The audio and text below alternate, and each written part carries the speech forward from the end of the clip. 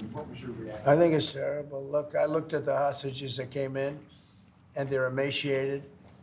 It looked like something out of the 1930s. It's an absolute disgrace. And I think they saw the way the world viewed it, and they're looking for a reason not to send more because they're all. You take a look at that. It looks like it was a concentration camp, which essentially it was. It looks like they came out of the Holocaust. And what a sad thing. One of them was a young man, good-looking guy, a little bit heavier than perhaps he could have been, and now he looks like he's not even recognizable. Not even recognizable. Is the ceasefire deal at risk of falling apart? Look, I can tell you that those people have been badly hurt, both mentally and physically. I'm talking about the young women that came out also previously. And I think one of the reasons they're doing this is because they're probably sending the best. What you see is probably the best because they want to send people that look at least healthy. And that's not healthy. These people have been badly hurt. They've been interviewed by our representatives. They've been interviewed by Israeli representatives, and they're really hurting. They are really hurting mentally and physically. And I think Hamas is looking at that and saying, well, it's not going to get much better than that because they probably send out their best as a representative, and they've got more to send out, and they probably feel that they can't do that because it's not going to make them look very good. Is the ceasefire over? Does it delay that, sir? Should the ceasefire then be off? Well, I would say this, and I'm going to let that because that's Israel's decision, but as far as I'm concerned, if all of the hostages aren't returned by Saturday at 12 o'clock, I think it's an appropriate time.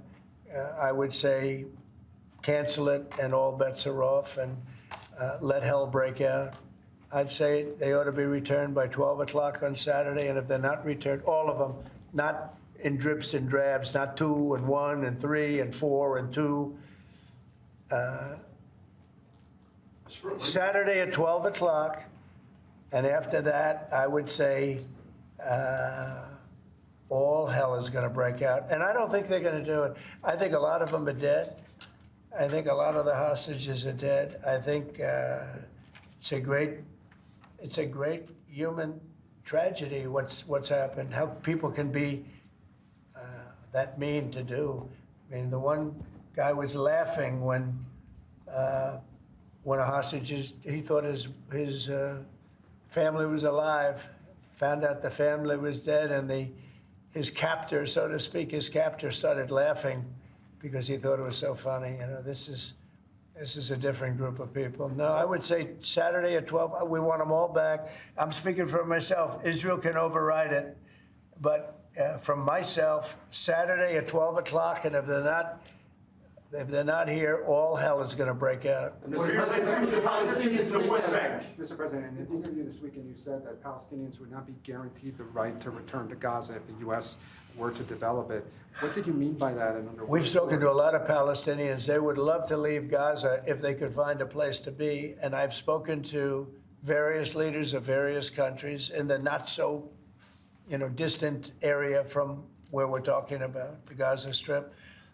And I think they were very positive about providing land. What we need is land. And if we could build a nice place for people to live safely, everybody in Gaza would do it. They've been persecuted. They've been spit on. They've been treated like trash.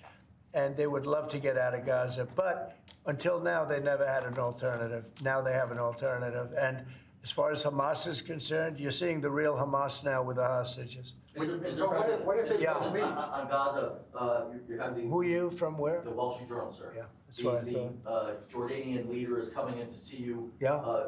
Folks in Jordan have expressed opposition to taking in more Gazans, more Palestinians. How are you going to convince him to do otherwise? I think he'll take. I mean, I do think he'll take, and I think other countries will take also. They have good hearts. I think they'll take.